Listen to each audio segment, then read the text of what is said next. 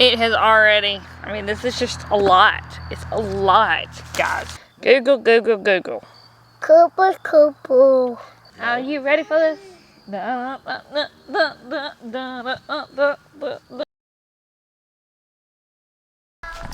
Hey friends, and welcome to another day of Vlogmas. I can't really say morning because it is definitely not morning, late afternoon right now.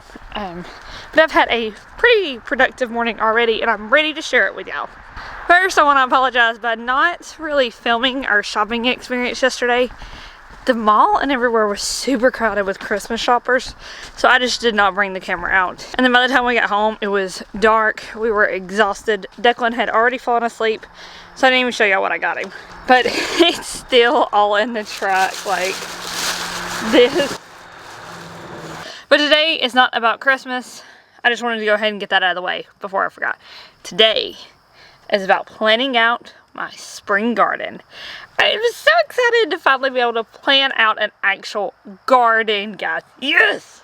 I will still have a few containers, but not much this year. So I'm over here at the truck to find the tape measure so we can get the area marked out so I can get an idea in my head of how big I want my raised bed garden beds and how many I can fit in that space.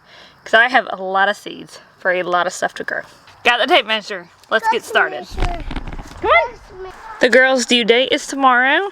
They are just resting, relaxing, no nest being built yet. This is our home site layout. If you have not seen that video, I will link it for you. But this, in essence, will be our back door. And back here behind us is where the raised bed garden is going. So pretend I'm stepping out my back door. On each side of the back door will be my medicinal herb garden, and then we would be looking at the raised bed garden. Alright, you wanna help me measure this out real quick? Okay. Okay. So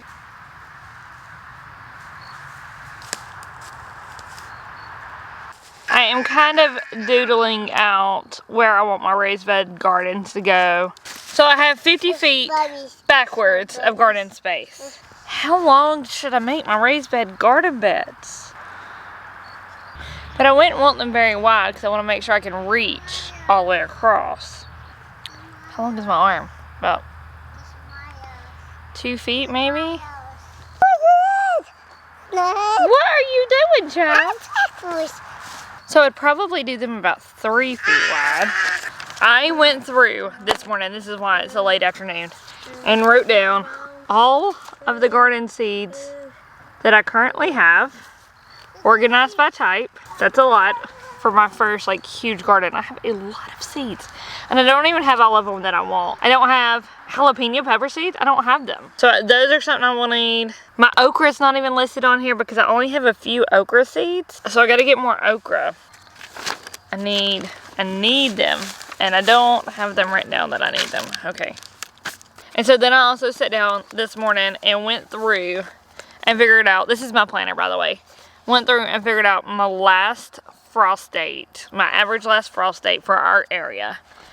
And I took, y'all, I got this at HOA. It is so freaking handy. And if you need one, they're made by, let's see if you can see this, TexasReady.net. I don't have any affiliation with them. I just seen these for sale at HOA and the lady was there explaining how to use them. It was like $5 there and super handy.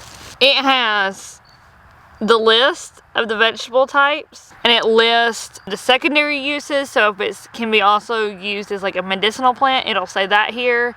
Or if you can eat the leaves, it'll say that here. And then it tells you if you should grow it from a seedling inside or plant it as a seed outside, or if you can do either. Tells you how hardy the plant is, if it's frost tender, frost intolerant, or if it can handle frost. Then it tells you when you should plant these. If you need to start them indoors, it gives you the date that you should start planting them indoors. Or if you want to direct sow them, it gives you the date that you would direct sow them also. So this thing is so freaking handy. And then I went into my trusty little handy planner here.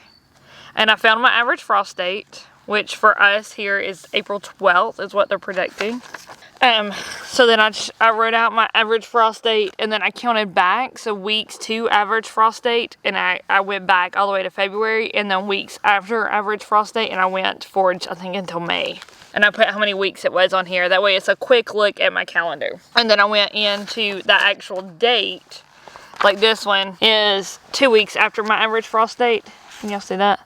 And so I don't have anything that needs to be planted inside on this date, but I have a few things that need to be planted outside on this day. So basil, sage, marjoram, and marigolds plant outside on this date. And I did that for everything that I have seeds for. That way I can just look and see what I need to plant. So 8 weeks to my average frost. I know on February 15th that I already need to start planting.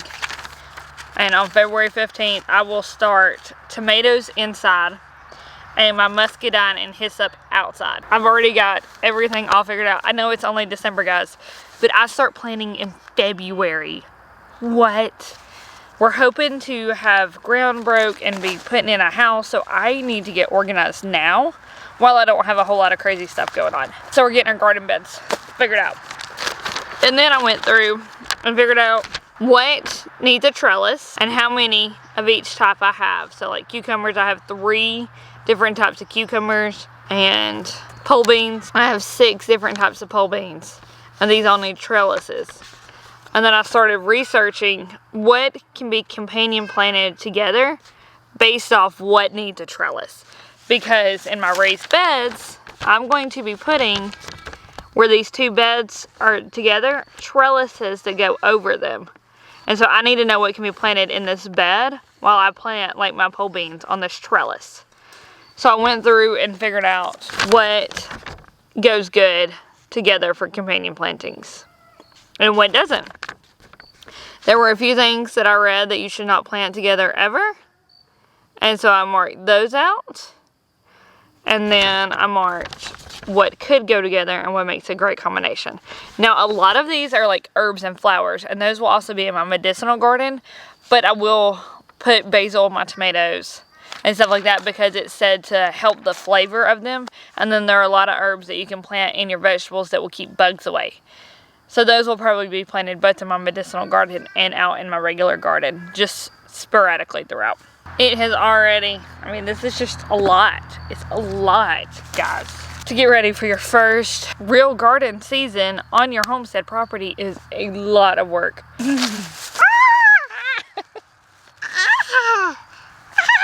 Are you tickling me with pine straw?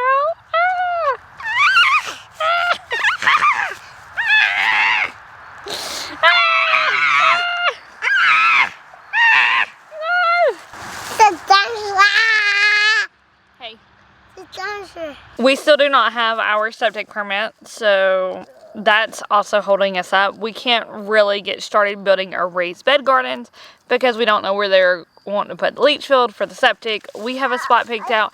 It could end up back here. It depends on them and what passes. I did call to get an update. Our application is no longer showing in the system. So they said that was good news. It means an inspector has our application and should be coming out, but we haven't seen anybody yet. So we're still waiting there. 50 feet. I guess I don't really need 4 foot of walk space. I could do 2. You made this very difficult, you know. Or I could do 20-foot long beds. What is the average size of a raised bed? Like, what do people even do? Google. We're going to Google this. Google. Google.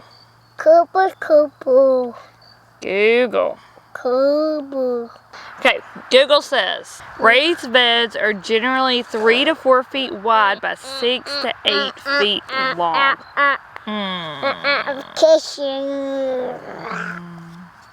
So is it better to have shorter garden beds and have more of them, or to do longer garden beds? 8 feet long? That is way shorter than what I had in my brain. Hey, you! How long do you think is too long for a raised garden bed? Google say most people only make their raised beds like 8 feet long. If I run down to the store and buy a board, that's what it's going to be, is 8 foot. But that would be a lot of raised beds because it's 50 feet. Could I do 2 20-foot beds? Is that too much? The wheels are turning. Might do a 24 foot. So 24 feet. So 3 feet by 24 feet. So he's saying 24 feet long, because that's 3 8-foot boards. 2 beds, 3 feet wide, 24 feet long, with a walkway in between. 3 feet wide, 24 feet long. So it's pretty close to, I can't figure out this bed, like what I want to do there. 9 3 by 24 foot long raised beds, plus my 2 in-ground beds that are going to be for corn and potatoes. When's the chickens coming in? February. I think that comes first. Which the chickens have a couple weeks indoors before they can go outdoors. That's going to be fun, y'all. Chickens inside the RV, but us. I don't know, almost 80 chickens. 80 chickens. It is going to be so loud. If they make it. 80 chickens inside an RV with the toddler and a dog. I may go crazy. I may already be crazy. Are you ready for this? Are you ready for this? Yeah. Y'all, we have a lot to get done. Hey, you need to start getting it done. It's enough. Oh! What? There's never a dull moment with you. Thanks for sitting down today with me and planning out my raised bed garden. Looks like we are going to come up with 9 beds that are 3 feet wide. Hey, Mama's talking. Why not?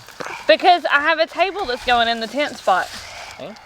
That way we can sit outside and enjoy our raised bed. I could do 10 and do a table in the center, but those would have to be short beds. Oh man, y'all. Now he's throwing everything off. So now we are coming up with 8 beds that are 3 feet wide, 24 feet long, and 2 beds that are 3 feet wide and 16 feet long.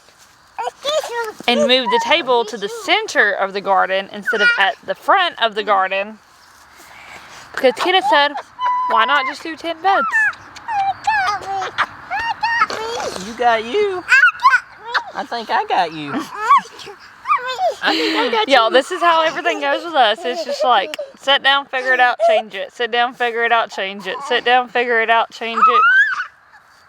But at least we do all our changing on paper before we start the build. No. Yes, yes, yes, yes, yes. Hey, can you tell our friends bye? Thank you for hanging out with us today. What is our question of the day, buddy?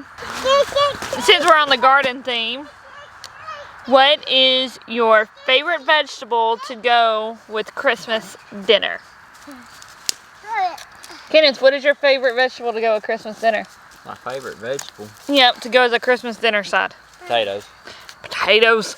That's why we have a 50-foot long potato bed plant. Potatoes are the best. I agree. What is your favorite vegetable to go with Christmas dinner? But you didn't ask what kind of potato. Sweet potato. There you go. I like regular potatoes. I want white mashed potatoes.